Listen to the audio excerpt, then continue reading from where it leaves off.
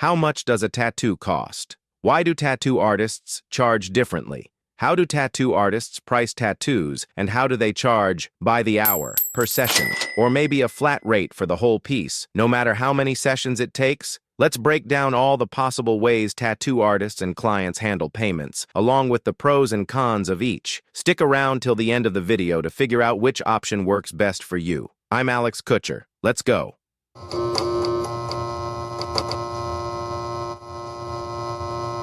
Back when I was just starting out, the number one question I got from clients was always the same.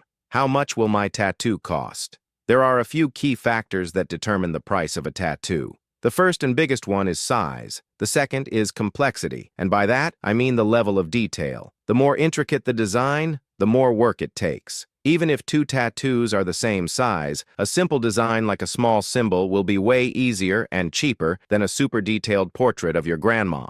More lines, shading, colors, and depth equals more time and higher cost. The third major factor is time. In my opinion, only really experienced artists can price their work purely based on time because they already know exactly how long each piece will take. Newer artists usually base their pricing on size and complexity instead. Personally, I still price smaller tattoos based on size and detail, but for bigger pieces, I break them up into sessions and charge per session. My sessions usually last no more than 4 to 5 hours of actual tattooing, and I'll explain why in a bit. How much does a tattoo cost? Let's talk about how much a tattoo should actually cost. I can say with full confidence that a good tattoo from an experienced artist simply can't be cheap. And no, it's not because the artist is using a gold-plated machine, imported ink, or some kind of magic needles. I've always been surprised by tattooers who try to justify high session prices based on their supplies. It's honestly ridiculous, like if a surgeon told you that your complex operation costs extra just because they're using an expensive scalpel. In reality, it all comes down to the artist's skill and experience.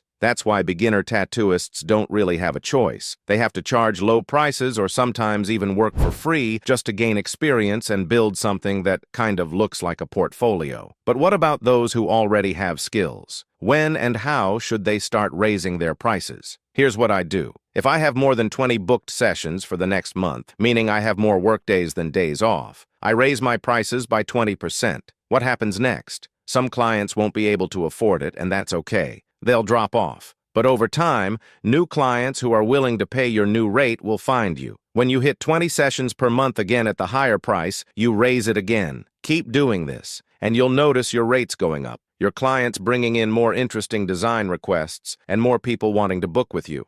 What determines your pricing as a tattoo artist, and how can you increase it? The first, your popularity. The more people know about you, the higher the chances they'll book with you. And the second, your skill level. The better your work, the less you'll need to edit your photos before posting them in your portfolio. People can instantly tell the difference between good work and garbage, and good work always sells better. Photos of your work and post-editing. I've said this before, your portfolio is basically your storefront, your display case. When a client is looking for a tattoo artist, they check out their work and decide whether it's what they want. If you create amazing tattoos but take bad photos of them, then guess what? Your work looks bad. Improve your photography skills, and you'll see more clients coming your way. And then there's the thing every tattoo artist craves, a unique and recognizable style. Why are some artists successful while others struggle? Because some stand out, while others just blend into the crowd. If people start recognizing your style and actually want it, congrats, you're already halfway there. The real proof of this is when clients are willing to travel for you, book in advance, and wait for an appointment. Learn these and other pro tattoo skills in our online tattoo school. In just a short time, you can master the art of tattooing, no matter your experience level or artistic background. Our experienced mentors will share insider secrets and help you develop your own unique style. To book a consultation, send me an email. You can see the address on the screen, or fill out a short form. The link is in the pinned comment. Plus, I've got a special gift for all viewers. Use this promo code to boost your profile to the top of searches in the Tattoo Stars app and get free access to tattoo battles for the title of Best Tattoo Artist for a whole month. And since we're official partners of Tattoo Stars, all our graduates get a lifetime top-ranking profile, so you can save on advertising and never worry about finding clients. Check the video description for the promo code and app links. How should a tattoo artist collect payment from clients? There are several ways a tattoo artist can handle payments from clients. The first option is one of the most common and considered the most convenient, when the artist collects payment for the session. In this case, the artist usually decides the session duration without consulting the client, whether it's 4 to 5 hours or 8 to 9 hours. I know some artists who can comfortably work that long, and I honestly wish them good health because they'll need it. Believe me, our bodies have limits, and pushing yourself like that will take a toll eventually. The second option is when you charge the entire amount up front for the whole project. You estimate how much time it'll take, calculate the cost, and if the client agrees, you take full payment for the whole project and then proceed session by session. Personally, I'm not a fan of this option for the simple reason that once you've accepted full payment, you're already indebted to the client. And if the client decides to make changes to the project in their favor, trust me, you'll regret taking that full payment halfway through. The third option is hourly rates, where each hour of your time is paid according to a set price that you establish.